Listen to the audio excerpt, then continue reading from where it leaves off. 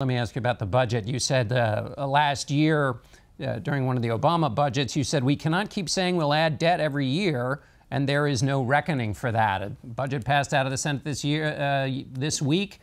It's not going to tackle the deficit as much as some would have liked. What does that mean? What about that reckoning?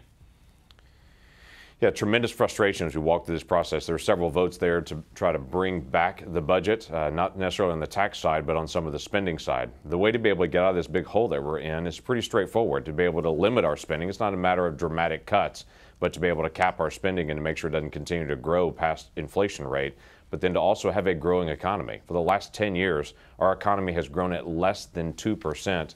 On average every single year for 10 years. We've not had a decade like that in a century in America. Typically, our economy grows at about 3%. What we've encouraged is a bump on the economy with tax reform. It's not been done in 30 years to have a major tax reform.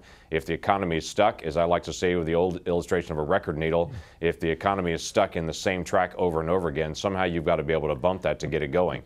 I think regulatory reform is that, and certainly tax reform is that, to be able to get our economy growing again. Let me ask you a final question on another committee here on Homeland Security, overseas FEMA. The response to Puerto Rico, the president gave himself a 10 out of 10 this week. How would you grade him?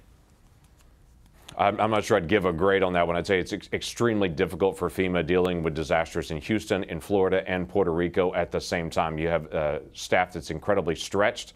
You have a lot of resources that are going towards Puerto Rico, but it's a much harder issue based on the fact that it's an island. Even moving power poles to that island takes a week just by barge to be able to get them there.